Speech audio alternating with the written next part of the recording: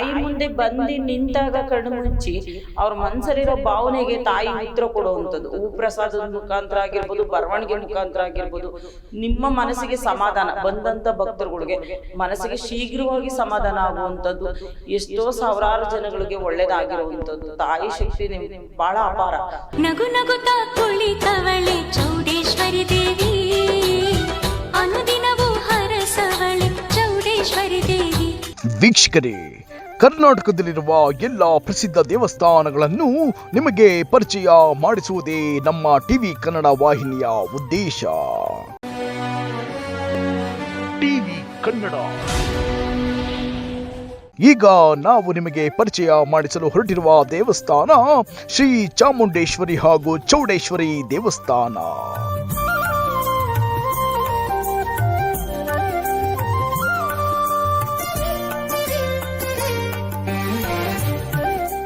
ನನಗೆ ಒಳ್ಳೆಯದಾಗಿದೆ. ನಾನು ತಿಂಗಳಿಗೆ 2 ಸಲ ಬರ್ತೀನಿ, ತಾಯಿ ಆಶೀರ್ವಾದ ಪಡ್ಕೊಂಡು ಹೋಗ್ತೀನಿ. ನಾನು ಬಂದು ಒಂದು 2-3 ಅವರ್ ಇರ್ತೀನಿ.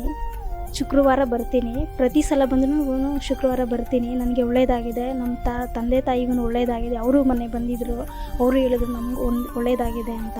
ಮತ್ತು ನಾನು ನನ್ನ ಫ್ರೆಂಡ್ಸ್ಗೆಲ್ಲ ಹೇಳಿದ್ದೀನಿ.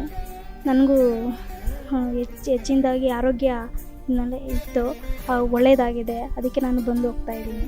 ತಾಯಿಯ ಆಶೀರ್ವಾದ. ನಾನು ಬಂದು ಒಂದು 15 ದಿನಗಳಿಗೆ 2 ಸಲ ಬಂದು ಹೋಗ್ತೀನಿ. ನನಗೆ ಮನಸ್ಸಿಗೆ ನೆಮ್ಮದಿ. ನನಗೆ ಇಲ್ಲಿ ಬಂದೋದ್ರೇ ನನಗೆ ಮನಸ್ಸಿಗೆ ನೆಮ್ಮದಿ ಆಗೋದು. ಬೆಂಗಳೂರು ಯಾವಾಗೂ ಬೆಂಗಳೂರಲ್ಲಿ ಇದ್ದು ಬೋರ್ ಆಗ್ತಾಯಿತ್ತು. ನನಗೆ ಇಲ್ಲಿ ಬಂದು ತಿಂಗ್ಳಿಗೆ 1-2 ಸಲ ನಾನು ಬಂದು ಹೋಗಬೇಕು. ನನಗಾಗ ಮನಸ್ಸಿಗೆ ನನಗೆ ಶಾಂತಿ ಬರುತ್ತೆ. ಮತ್ತು ಇನ್ನೊಂದು ಏನು ಹೇಳಬೇಕು ಅಂತಂದರೆ, ಇಲ್ಲಿ ಯಾವಾಗಲೂ ಭಕ್ತಾದಿಗಳು ಹೆಚ್ಚಿನ ಜನಸಂಖ್ಯೆಯಲ್ಲಿ ಭಾಗವಹಿಸ್ತಾರೆ. ಬಂದು ತುಂಬ ಒಳ್ಳೆಯದಾಗಿದೆ. ನಮ್ಮ ಭಕ್ತಾದಿಗಳು ಆರೋಗ್ಯ ಎಲ್ಲ ಚೆನ್ನಾಗಿದೆ. ನಾನು ಸ್ಟೂಡೆಂಟ್ಸ್ ಓದ್ತಾ ಇದ್ದೀನಿ. ನನಗೂ ಆ ಓದೋದ್ರಲ್ಲೂ ತುಂಬ ಇಂಟ್ರೆಸ್ಟಿಗೆ ಬರ್ತಾ ಇದೆ.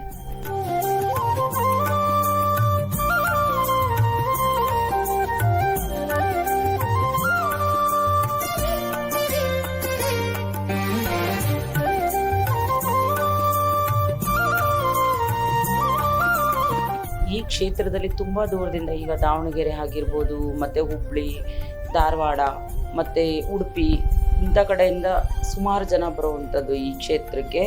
ಈ ಕ್ಷೇತ್ರದಲ್ಲೇ ಬರವಣಿಗೆನೇ ಮೇಯ್ನ್. ಅವ್ರು ಏನು ಮನಸ್ಸಲ್ಲಿ ಅಂದ್ಕೊಂಡು ಬಂದಿರ್ತಾರೋ ತಾಯಿ ಅದನ್ನು ಬರವಣಿಗೆ ಮುಖಾಂತರ ತಿಳಿಸ್ಕೊಡುವಂಥದ್ದು ಇರುತ್ತೆ.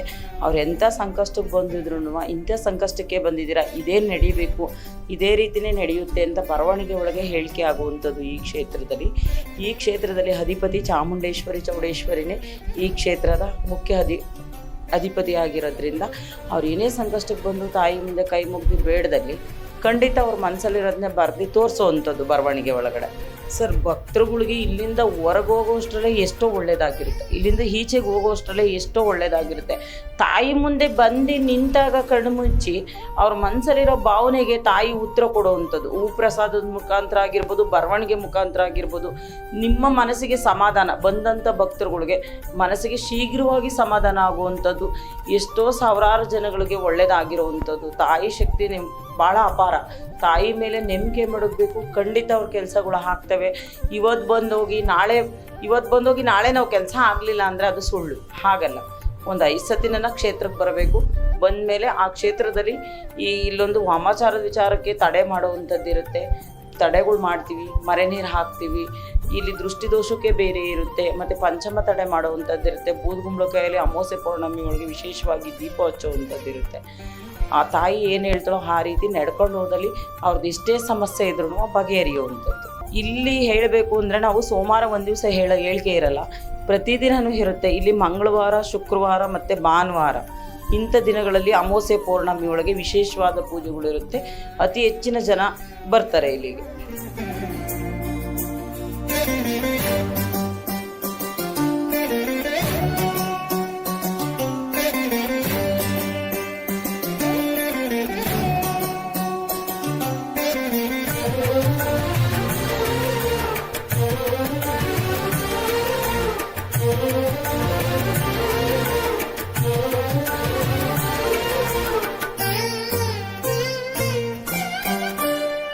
ಈಗ ಜಾತ್ರೆ ಮಹೋತ್ಸವ ಈಗ 10 ದಿವಸ ಆಯಿತು. ಯುಗಾದಿ ಆಗಿ 15 ದಿವಸಕ್ಕೆ ನಮ್ಮದು ಜಾತ್ರೆ ಮಹೋತ್ಸವ ಇರುತ್ತೆ. ತುಂಬ ಅದ್ದೂರಿಯಿಂದ ನಡೆಯುತ್ತೆ ಅಮ್ಮನ ಜಾತ್ರಾ ಮಹೋತ್ಸವ. ಸಾವಿರಾರು ಜನ ಸೇರುವಂಥದ್ದು, ಸಾವಿರಾರು ಜನ ಪ್ರಸಾದ, ಸಾವಿರಾರು ಜನಕ್ಕೆ ಅನ್ನದ್ದು, ಸಾವಿರಾರು ಜನಕ್ಕೆ ಅನ್ನೋದು ಇದಿರುತ್ತೆ. ಆ ದಾಸೋಹ ಏರ್ಪಡಿಸಲಾಗಿರುತ್ತೆ. ಸುಮಾರು ಜನ ಸೇರುವಂಥದ್ದು. ತಾಯಿ ಶಕ್ತಿ ಪವಾಡನೇ ಹೌದು ಅಂತ ಹೇಳ್ಬೋದು. ತಾಯಿಯೊಳಗಿರುವಂಥ ಶಕ್ತಿನ ಪವಾಡನೇ ಅಂತಲೇ ಹೇಳ್ಬೋದು. ಯಾರೇ ವಾಮಾಚಾರ ಮಾಡಿರಲಿ, ಇವಾಗ ಕೈ ಕಾಲಿಲ್ದವರಾಗಿರಲಿ, ಈಗ ಸುಸ್ತು, ಸಂಕಟ, ಏನೋ ನಾನಾ ರೀತಿ ಕಾಯಿಲೆಯಿಂದ ಬಳಲ್ತಾ ಇರ್ತಾರೆ, ಅಂಥವ್ರಿಗೆ ಶೀಘ್ರವಾಗಿ ರಿಲ್ಯಾಕ್ಸ್ ಕೊಡುವಂಥದ್ದು, ಸಮಾಧಾನ, ಆರೋಗ್ಯದಲ್ಲಿ ಗುಣ ಕಾಣುವಂಥದ್ದು ಇರುತ್ತೆ. ಈಗ ಎಷ್ಟೋ ಜನ ಕೈಕಾಲು ಬಿದ್ದೋಗಿರೋವಂಥವ್ರು ಬಂದಿದ್ದಾರೆ. ಮತ್ತು ಇವಾಗ ಆರೋಗ್ಯ ಸಮಸ್ಯೆ, ರಾತ್ರಿ ಎಲ್ಲ ನಿದ್ದೆ ಬರ್ತಾ ಇರಲ್ಲ, ಏನೋ ಒಂಥರ ಆಗ್ತಾ ಇರುತ್ತೆ, ಆಸ್ಪತ್ರೆಗೆ ಹೋದ್ರೂ ಸಮಸ್ಯೆ ಬಗೆಹರ್ದಿರಲ್ಲ. ಅಂಥ ಸಮಸ್ಯೆಯವರು ಸುಮಾರು ಜನ ಬಂದಿರುವಂಥದ್ದಿದೆ. ಈಗ ಭೂಮಿ ಕೇಸ್ಗಳು ಇರ್ತವೆ, ಈಗ ಭೂಮಿ ಒಳಗೆ ಕೋರ್ಟಲ್ಲಿ ಓಡಾಡ್ತಿರ್ತಾರೆ, ಅಂಥ ಕೆಲಸಗಳು ಆಗಿರಲ್ಲ. ಈ ತಾಯಿಯಲ್ಲಿ ಬಂದು ಸುಮಾರು ಜನ ಆ ಥರ ಕೆಲಸಗಳನ್ನೆಲ್ಲ ಗೆದ್ದೋಗಿರುವಂಥದ್ದಿದೆ. ಹುಬ್ಳಿ, ಧಾರವಾಡ, ಗದಗ, ಚಿತ್ರದುರ್ಗ, ಮತ್ತು ದೂರದಿಂದನೇ ಜಾಸ್ತಿ ಅಂತ ಹೇಳ್ತೀನಿ ನಾನು. ತಮಿಳ್ನಾಡು, ಕುಂದಾಪುರ ಈ ಕಡೆಯಿಂದ ಸುಮಾರು ಜನ ಬರುವಂಥದ್ದು. ಆ ಕಡೆಯಿಂದನೇ ಜಾಸ್ತಿ ನಮಗೆ ಭಕ್ತರುಗಳು.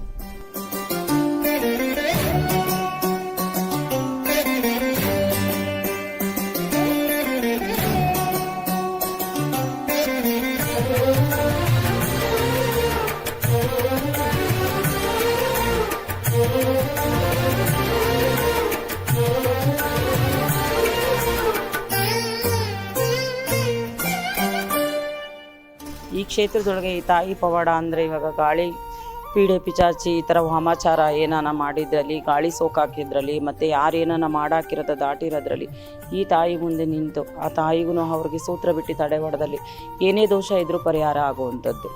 ಕೆಲವೊಂದು ಜನಕ್ಕೆ ಈಗ ಎಷ್ಟೋ ಜನ ಕಷ್ಟ ಬಿದ್ದು ದುಡಿತಿರ್ತಾರೆ, ಎಷ್ಟೇ ದುಡಿದ್ರೂ ಹಣ ಕೈಯಲ್ಲಿ ನಿಲ್ಲಲ್ಲ, ಮತ್ತು ಎಷ್ಟೇ ಸಂಪಾದನೆ ಮಾಡಿದ್ರೂ ₹1 ಉಳಿಸೋಕ್ಕಾಗ್ತಿರಲ್ಲ, ಮತ್ತು ಸಂಸಾರದಲ್ಲಿ ಕಲಹ ಇರುತ್ತೆ, ನೆಮ್ಮದಿ ಇರಲ್ಲ. ಅಂಥ ದೋಷದಲ್ಲಿ ಬಂದು ಈ ತಾಯಿ ಮುಂದೆ ನಿಂತು ಒಂದು ದೃಷ್ಟಿ ತಡೆ ಹೊಡೆಸಿದಲ್ಲಿ ಏನೇ ಇದ್ರೂ ಪರಿಹಾರ ಆಗುವಂಥದ್ದು. ತಾಯಿ ಕೈಗೆ ₹11 ಹಣ ಕಟ್ಟೋದಲ್ಲಿ ಈಗ ಸಂತಾನ ಇಲ್ದಲೇ ಇರೋವಂಥವ್ರಿಗೆ, ಕಂಕಣ ಭಾಗ್ಯ ಕೂಡ ಬರ್ದಲೇ ಇರೋವಂಥವ್ರಿಗೆ ಈ ತಾಯಿ ಮುಂದೆ ಬಂದು ಒಂದು ಅರಿಶಿನ ಕೊಂಬು ಕಟ್ಟಿ ಅಮ್ಮನಲ್ಲಿ ಒಂದು ಪ್ರಸಾದ ಕೇಳಿದಲ್ಲಿ ಖಂಡಿತ ಕಂಕಣ ಭಾಗ್ಯ ಕೂಡ ಬರೋವಂಥದ್ದು ಇರುತ್ತೆ. ಸಂತಾನ ಫಲ ಕೊಡ್ತಾಳೆ ತಾಯಿ. ತಾಯಿನ ನಂಬಿ ಬರಬೇಕು ಕ್ಷೇತ್ರಕ್ಕೆ. ಅದೇನೇ ಕಷ್ಟ ಇದ್ರೂ ತಾಯಿ ಖಂಡಿತ ಬಗೆಹರಿಸ್ತಾಳೆ. ಅವಳು ಬಂದು ಮುಂದೆ ನಿಂತು ತಾಯಿ ಮುಂದೆ ಒಂದು ಪ್ರಸಾದ ಕೇಳಿ ಒಂದು ತಡೆ ಮಾಡಿಸಿದಲ್ಲಿ ಅದು ಏನೇ ದೋಷ ಇದ್ರೂ ಪರಿಹಾರ ಆಗುವಂಥದ್ದು ಇರುತ್ತೆ.